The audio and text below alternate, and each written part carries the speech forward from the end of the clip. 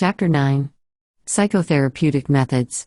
The reader will have seen from the preceding chapters that we have proceeded upon the theory that suggestion is the universal operative principle manifesting in all forms of mental healing, under whatever guise the latter may be presented and by whatever method it may be applied. But it must be remembered that by suggestion, we do not mean the theories of any particular group of psychotherapists but rather the broad general principle indicated by that term, which operates in the direction of influencing the subconscious mind and its activities.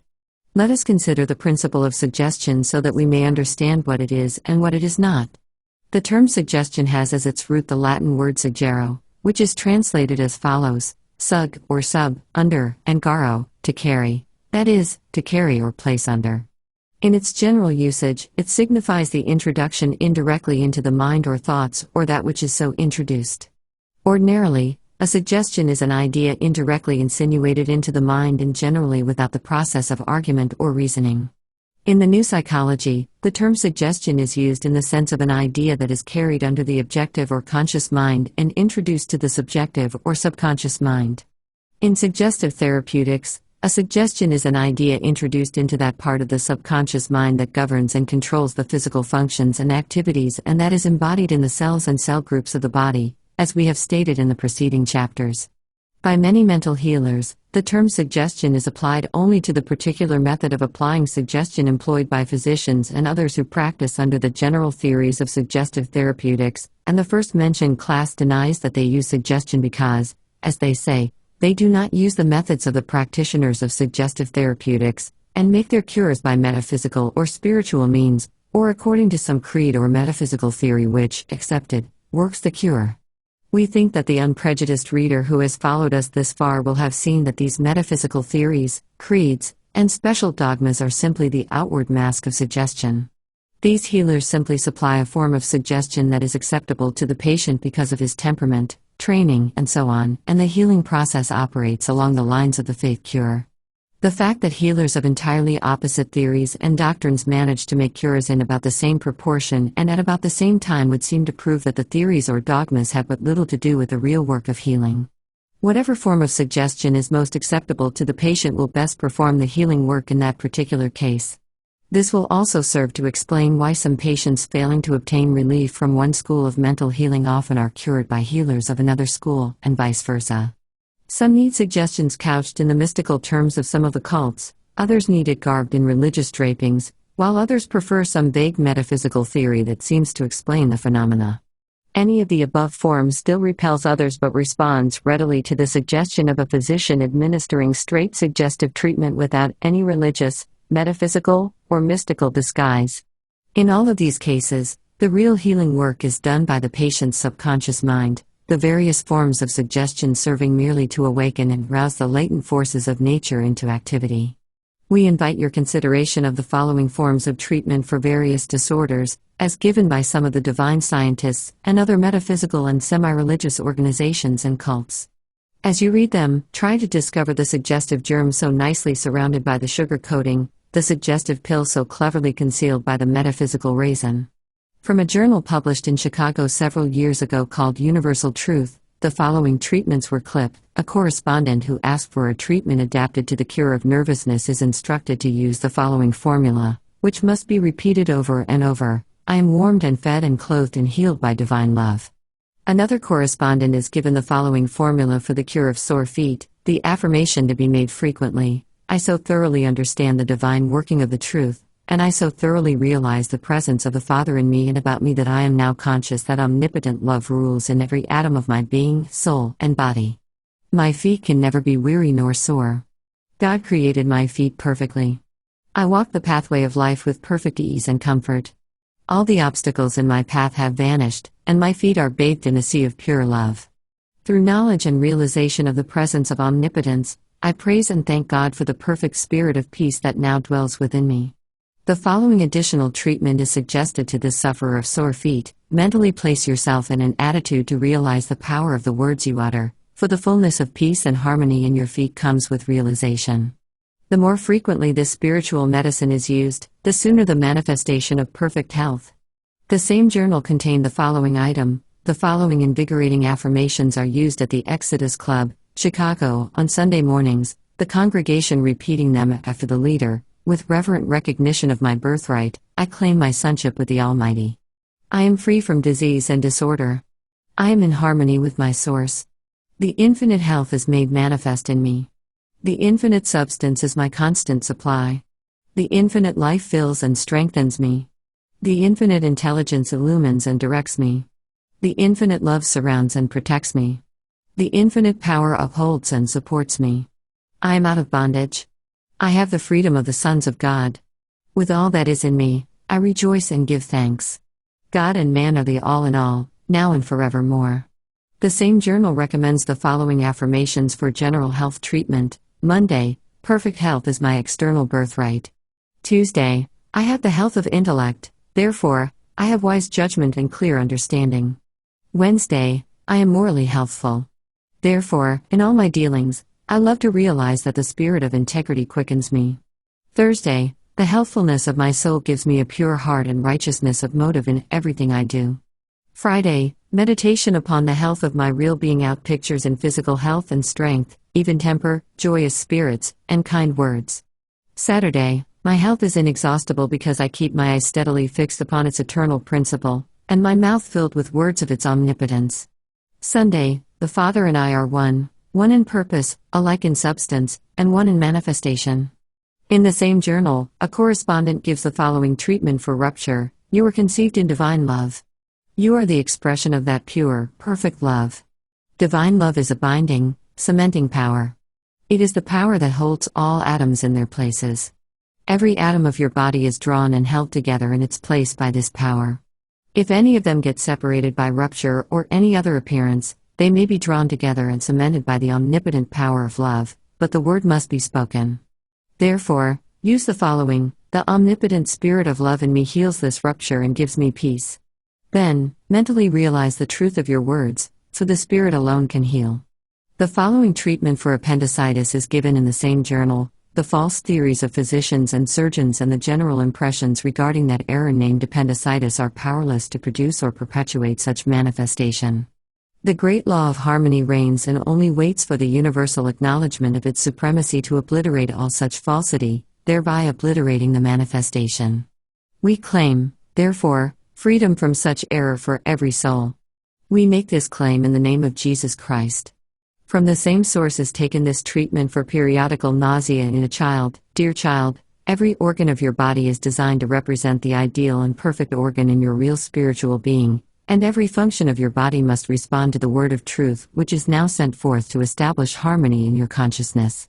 The infinite love that is omnipresent and all-powerful permeates and penetrates every organ and function of your body and corrects every tendency to discord or disease. By that infinite love, you are now made free. You are fearless and free. You are joyous and free. You are free from the fear of others. You manifest health, strength, and peace. Harmony reigns in mind and body. The word of truth has made you free. Also, the following treatment for constipation: I do realize that the power of divine love so permeates every atom of my being that my bowels move freely and without effort. This inflowing of divine love removes all obstructions, and I am healed. I realize the joy in eternal life so fully that the spirit of peace is ever present with me. I acknowledge the fullness of joy, peace, and power and have come to a realization of my oneness with infinite spirit. Therefore, I rest in thee, O my Father. Another journal of divine science gave the following health thought to be held during the month: all the natural channels of my body are open and free. The substance of my body is good. Also, the following treatment for general health: what is true of God is true of man. God is the one all and is always in a state of wholeness. I, the man of God, am always whole, like unto the one all. No false belief environs or limits me. No shadow darkens my mental vision. My body is a heavenly body, and my eyes do behold the glory of God in all visible things. I am well and provided for, thank God, and nothing can make me think otherwise. While to the orthodox practitioner of medicine, the above affirmation and treatments may seem to be nothing but a ridiculous conglomeration of mystical, religious, and metaphysical terms, without sequence, logical relation, or common sense, it is true that statements and treatments similar to the above have successfully healed many cases of physical ailments.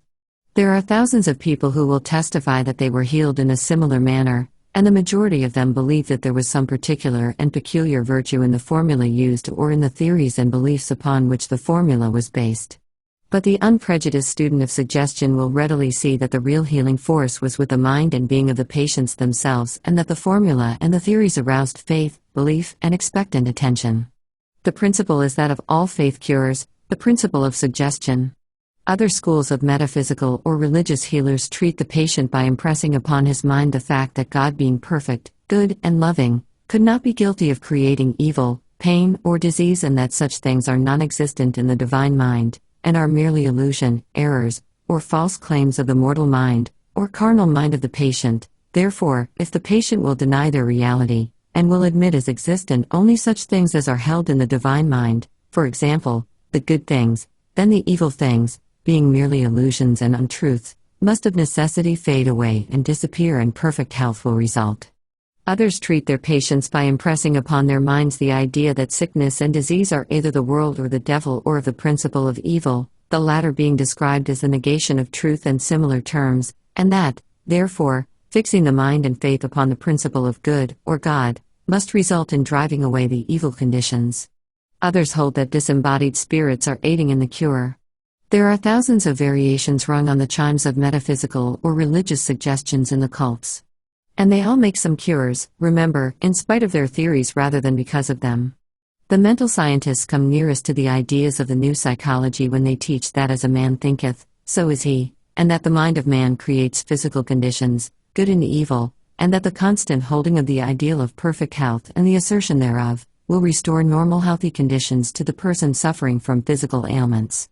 Mental science is very close to being a straight suggestion so far as the actual method of treatment is concerned, although it resembles some of the other cults when it begins to speculate or dogmatize regarding the nature of the universe and so on. Differing from these metaphysical, mystical, or religious schools of healing in theory, although employing the same principle, we find the school of suggestive therapeutics proper, favored by many of the regular physicians and by a number of other healers who base their treatment upon the idea of straight suggestion coupled with hygienic truth and rational physiological facts. Perhaps a better idea of the theories and ideas of this school may be obtained by referring to the actual treatments given by some of their leading practitioners. Herbert A. Parkin, M.D., an eminent practitioner of suggestive therapeutics, gives the following instruction to his pupils. Students often ask for information as to what they should say to a patient when thorough relaxation is realized. As no two cases are exactly alike, it follows that the suggestions given must necessarily fit the case and be given with a view to bring about the mental and physical condition desired. For instance, in treating a patient who is afflicted with insomnia, suggestions of sleep should be persistently given, and in cases of malnutrition, suggestions of hunger should be made to stimulate the appetite for food. The operator should bear in mind that the reiteration of the suggestion that will change the condition existing to that desired is always the right one, and his own intelligence will be the best guarantee as to what the suggestion should be. Always arouse the expectant attention of a patient. So logically, a line of argument can be made that each patient will have a reason for expecting certain conditions to be brought about. With the patient's attention on the desired results, they generally come to pass. It is better not to give negative suggestions, such as, you will not or cannot do this, that, or the other thing, and so on. Pointing out what is not desirable does not suffice. In place of such suggestions, tell what you really wish your patients to do. For example, if a man should mount his bicycle incorrectly, he would profit nothing if we told him that the way he mounted was not the proper one. How much easier it would be for all concerned if the proper manner of mounting should be shown at once. Just so it is with therapeutic suggestions, keep suggesting the conditions of mind or body you wish to bring about. The following treatment given is an example by F. W. Southworth, M.D., in his little book on true metaphysical science and its practical application through the law of suggestion, furnishes an excellent illustration of the form of suggestive treatment favored by this particular school. The patient is addressed as follows. As thoughts are not only things but forces and act upon our mental and physical life for good or ill, we must be careful to always keep ourselves in that condition of thought which builds up and strengthens us to constantly think thoughts of health, of happiness, of good, to be cheerful, hopeful, confident and fearless. Repeat 5 or 6 times. Sustaining this condition of positive thinking requires the development of willpower. The will is the motive power and the controlling force in all aspects of our lives, but we develop it, especially for the concentration and control of thought. This is the higher self, the infinite will.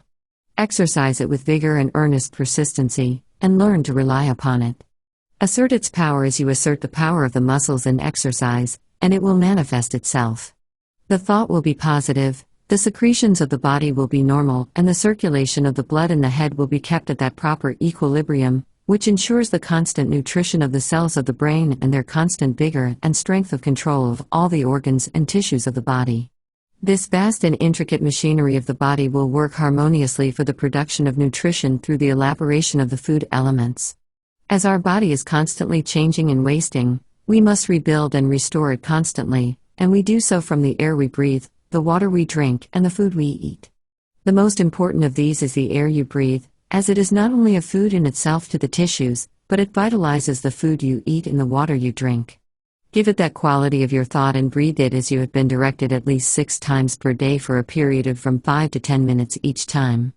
Recognize it as both a food and an eliminator of poisons, as it is, and breathe, breathe, breathe, by nature's method, and the lungs will distribute the oxygen to the blood. The blood, being the common carrier of the body, will take it to all parts of the body, and on its return will gather up all the waste and poisonous matters and will bring them to the lungs, where, meeting the fresh oxygen, they will be burned up and exhaled as carbonic acid gas, leaving the body pure and clean. The water you drink, in the proportion of 3 1/2 pints each day, is necessary in all adult bodies to ensure perfect secretion and excretion. As the result of this required liquid being provided in normal quantity, the secreting glands will manufacture the proper amount of juices needed in digestion, absorption, and assimilation of your food, and the excreting glands, those which bring about excretion or the removal of waste matters from the body, the liver giving you the bile, which produces a daily movement of the bowels, the kidneys and bladder removing the chemical deposits which come about through the processes of digestion, and the skin excreting a large amount of waste matter from its 12 square feet of surface, which you remove with a towel each morning after moistening it with cold water. By following these laws of nature, you will have a good appetite and digestion, a daily movement of the bowels, and refreshing sleep, and, as your nutrition is restored from day to day, a feeling of satisfaction and happiness will be the result. Be earnest and persistent, and do everything cheerfully, with a firm determination to do your part to restore nutrition. When you breathe, give it the quality of your thought. It is for the purpose of getting food life, feeding from the air, and eliminating poisons from your body.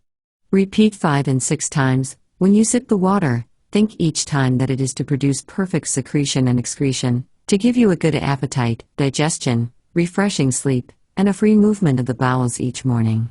Repeat 5 or 6 times, each day. I look forward to the morrow for progress and advancement. Think health, talk about it and nothing else. Do not talk with anyone about disease or allow any person to talk to you on such subjects.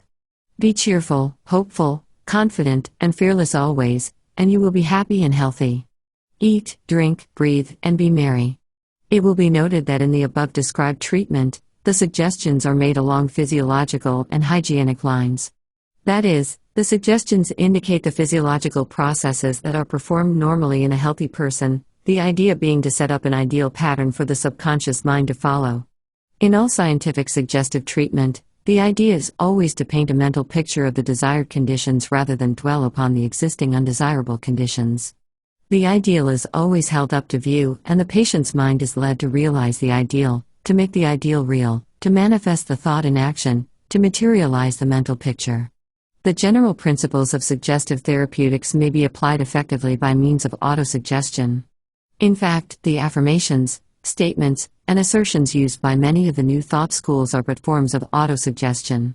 There is no essential difference between the suggestion given by others and the autosuggestion given by oneself to oneself. The healing power is in the mind of the patient, and whether it is called forth by his own autosuggestion or the suggestion of a healer matters not. The autosuggestion is merely a case of self-healing by suggestion and is administered upon the principle of every man his own suggestionist. Says I to myself, says I. Autosuggestions are usually given to oneself in the form of affirmations, such as, I am improving, my stomach is doing its work well, digesting what is given it, and the nourishment is assimilated, and so on. In other works by the writer hereof, the method of addressing oneself as one would another is recommended if particularly efficacious. That is to say, instead of saying, I am, and so on, in autosuggestion, it is better to address oneself in the second person, as John Smith, naming yourself, you are, and so on. In short, the autosuggestion seems to have additional force imparted to it by being directed as if it were being given to another person. The following thought of Dr. Schofield is worthy of careful consideration in connection with the methods of applying suggestion. He says, referring to the treatment of hysterical disorders and ailments, we must, however, remember one great point with regard to suggestion, that it is like nitrogen. Nitrogen is the essential element in all animal life. It forms 4/5 of the air we breathe, and yet, curious to say, we have no power to use it in a pure state. We can only take it unconsciously when combined with other substances in the form of proteid food. It is the same with suggestions.